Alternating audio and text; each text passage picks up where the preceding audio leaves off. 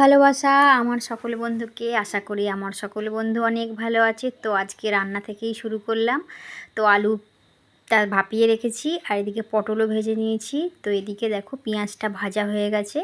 তো এদিকে আমি দিয়ে দেবো হচ্ছে টমেটো আর জিরে ধনে বাটার মশলাটা। তো আমি আর এর মধ্যে এবার একটু দিয়ে দেবো লঙ্কা, হলুদ আর সামান্য চিনি আর একটু নুন। আর জিরে দেবো না, কারণ জিরে ধনেটা বেটে রেখেছি। তো ভালো করে মশলাটাকে আমি ভেজে নেবো, তাই জন্য মশলাটা আমি চাপা দিয়ে দেবো। তো চাপা দিয়ে দিয়েছি দেখো মশলা, আর এদিকে ভাতটাও বসিয়ে দিয়েছি। তো চাপা খুলে মশলাটা ভাজা হয়ে গেছে কিনা দেখবো। তো চাপা খুলে দেখি মশলাটা একদম ভাজা হয়ে গেছে, তেল ছেড়ে দিয়েছে। তার জন্য আমি আলুটাও দিয়ে দিলাম। তো আলুটা দিয়ে ভালো করে আগে মশলার সঙ্গে মিশিয়ে নেব, তারপরে কিন্তু আমি পটলটা দেবো। তো চলো আলুটা আগে ভালো করে মশলার সঙ্গে মিশিয়ে নিই, তারপরে আমি পটল দেবো। তো আলুটা ভালো করে মিশিয়ে নিয়েছি, নেওয়ার পর দেখো আমি ভাজা পটলগুলো আলুর মধ্যে দিয়ে দিয়েছি। দিয়ে আমি পরিমাণ মতো জল দিয়ে দেবো, কারণ আমি করছি একটু পটলের আজকে ঝোল, বেশি জল দেবো না। আর একটা কথা বলে রাখি, আলু সেদ্ধ, পটল ভাজা এবং মশলা সুন্দর করে কষানো হয়ে গেছে। এই সময় তরকারিতে একদম ঠান্ডা জল দেওয়া চলবে না, গরম জল দিতে হবে, নাহলে তরকারির টেস্টটা নষ্ট হয়ে যায়। এদিকে আমি দেখো ডিমটা সেদ্ধ করে রেখেছি, ডিমেরও একটা তরকারি করব। আর এদিকে দেখো ঝোলটা আমার একদম ফুটে গেছে এবং সবই তো সেদ্ধ, সুন্দর টেস্টিও হয়ে গেছে।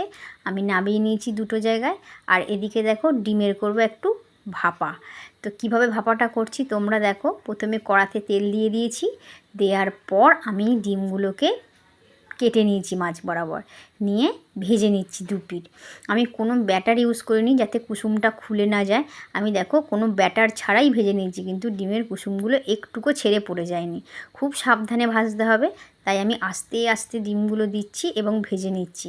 তো এদিকে বেটে নিয়েছি সর্ষে আর পোস্ত, সাদা সর্ষে কালো সর্ষে দুই দিয়েছি। তো এদিকে দেখো আমার ডিম 4টে ভাজা হয়ে গেছে, আরও 4টে আমি ভাজতে দিয়ে দিয়েছি। তো ডিমগুলো ভেজে আমি তুলে নিয়েছি, দেখো ডিমের কুসুম একটুকু ছাড়েনি। দেখো এদিকে দিয়ে দিয়েছি পেঁয়াজ, পেঁয়াজটা একদম লাল লাল করে ভাজা হয়ে যাবে। এরপর দিয়ে দেবো পোস্তটা, অতখানি পোস্ত দেবো না, অর্ধেকটা দিয়েছি। দিয়ে তারপরে দিয়ে দেবো সর্ষেটা, অতখানি সর্ষেও দেবো না, দেবো অর্ধেকটা সর্ষে। দেওয়ার পর একটু হলুদ আর লঙ্কা গুঁড়ো দিয়ে দিয়েছি, আর সামান্য স্বাদ অনুযায়ী চিনি দিয়েছি, আর তাতে দিয়েছি একটু নুন। নুনটা কিন্তু আগে থেকেই ঠিকঠাক করে দিয়ে দিতে হবে, কারণ ডিমটা দেওয়ার পর আর তো বেশি নাড়া যাবে না, তাহলে ডিমগুলো ভেঙে যাবে। এই জন্য নুন চিনিটা একদম ঠিকঠাক দিয়ে দিতে হবে। তারপরে দিয়েছি জলটা, আমি হালকা করে ভেজে নিয়েছি, বেশি ভাজা যাবে না, কারণ সর্ষে আছে, বেশি ভাজলে তেতো হয়ে যাবে। আর এটা ভাপে হবে, তাই গরম জল দেওয়ার কোনো দরকার নেই, দিয়েছি ঠান্ডা জল। জলটা দিয়ে এবার ডিমগুলো দিয়ে দেবো। ডিমগুলো দিয়ে এবার আমি চাপা দিয়ে, ডিম দিয়ে দিয়েছি, এবার আমি দিয়ে দেবো চাপা। এবার চাপা দিয়ে আমি গ্যাসটা একদম লো ফ্লেমে করে দেবো। তারপরে আমি দেখো খানিকক্ষণ তো ছিল, 15 মিনিট মতো। তারপরে আমি ঢাকা খুলে দেখছি এই অবস্থা, কিন্তু মাঝখানে আমি একবার খুলেছিলাম সর্ষের তেল দেওয়ার জন্য। তো সর্ষের তেল দিয়ে আমি আবার চাপা দিয়ে দিয়েছিলাম। তো দিয়ে খুলে দেখি এই অবস্থা হয়েছে। 4টে কাঁচা লঙ্কা দিয়ে আমি ডিম ভাপাটা নামিয়ে নিলাম। তো চলো দুপুরে তো আজ এই রান্নাই করেছি, ডিম ভাপা, আর করেছি এই যে পটল আলুর তরকারি। তো দুপুরের খাওয়াটা সেরে নিই, তারপরে আরও অনেক কাজ আছে এবং তোমাদেরকে সেটাও দেখাবো। তো চলো খাওয়াটা শুরু করি।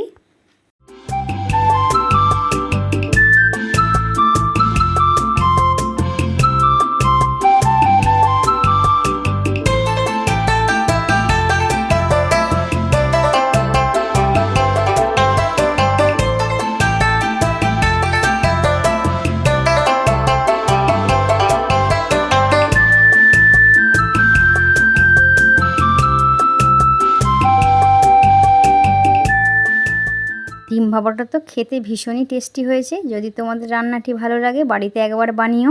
তো খাওয়া দাওয়া করে তো রেস্ট নিয়ে নিচ্ছি, অনেকক্ষণ বসে আছি। এখন ঘড়িতে বাজে 3:30। এবার আমি করব তালের বড়া, তালের লুচি এবং মিষ্টি পিঠে। তো চলো কাজ শুরু করি। দেখো ঘড়িতে পাক্কা এখন বাজে 3:20। তো তোমাদেরকে আর তাল কাওয়াটা আমি দেখাতে পারলাম না, সরি। এদিকে দেখো তালের ফুলুরি করবো বলে তাল, গুড় আর চালের গুঁড়ি দিয়ে মেখে রেখেছি। আর এদিকে তালের লুচি করব, আটার মধ্যে তাল, নুন, চিনি, রিফাইন অয়েল দিয়ে ভালো করে মেখে রাখবো। আর এদিকে দেখো কড়াতে দিয়ে দিয়েছি তেল, দিয়ে আমি ফুলুরিটা ছাঁকতে দিয়ে দিচ্ছি। তো চলো ফুলুরিগুলো ভালো করে ছেঁকে নিই। তালের বড়াগুলো খুব আস্তে আস্তে তেলের মধ্যে দেবো, আস্তে আস্তে ছাড়তে হবে যেন গায়ে তেল না পড়ে। তো ফুলুরি বড়াগুলো দেখো আমি দিয়ে দিয়েছি, খুব বেশি দিইনি কারণ নাড়তে অসুবিধে হবে। তো দেখো ভাজা হচ্ছে, তো তোমাদেরকে এদিকে দেখাই। দেখো মিষ্টি পিঠের জন্য একদম চালের গুঁড়ি, ময়দা আর গুড় দিয়ে গুলে নিয়েছি ব্যাটারটি। আর এদিকে দেখো তালের লুচি করব, সেই জন্য আটার মধ্যে তাল দিয়ে ভালো করে যে মেখে রেডি করে রেখে দিয়েছি। তো চলো এগুলো চাপা দিয়ে রেখে দিই, একটা একটা করে করব। এদিকে আগে তালের বড়াগুলো ভেজে নিই, তারপরে করব তালের লুচি মিষ্টি পিঠে, তারপরে করব লাস্টে তালের লুচি। তো বড়াগুলো দেখো আমার ভাজা হয়ে গেছে, আমি তাই তুলে রেখে দেবো। তো চলো বড়াগুলো রেখে দিলাম, এবার এক এক করে সমস্ত বড়াগুলো আমি ভেজে নেব।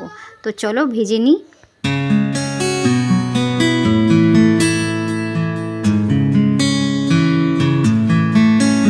তালের বড়া আমার ভাজা হয়ে গেছে। এদিকে দেখো মিষ্টি পিঠেটা আমি ভাজতে বসিয়ে দিয়েছি। তো চলো এক এক করে মিষ্টি পিঠে ভেজে নেব। দেখো মিষ্টি পিঠেটা কত সুন্দর ফুলেছে, কারণ একটাই কারণ ব্যাটারটা আমি অনেকক্ষণ মেখে রেখেছিলাম এবং চাপা দিয়ে রেখেছিলাম, তাই জন্য ব্যাটারটি খুব সুন্দর হয়েছিল। দেখো সমস্ত ভেজে নিয়েছি। এদিকে আমি মিষ্টি পিঠে হয়ে গেছে, এবার আমি লুচিগুলোকে ছেঁকে নেব। এদিকে মা বেলে দিচ্ছেন, আমি লুচিগুলো ছেঁকে নেব। তো তালের লুচি আমি সমস্ত ছেঁকে নিয়েছি, তোমাদেরকেও দেখাই। দেখো লুচি হয়ে গেছে, ফুলুরিও হয়ে গেছে এবং মিষ্টি পিঠেও হয়ে গেছে। যদি আজকের ব্লগটি তোমার ভালো লেগে থাকে তোমাদের, প্লিজ একটা লাইক করতে ভুলো না। টাটা সকলকে, অনেক ভালোবাসা আমার তরফ থেকে।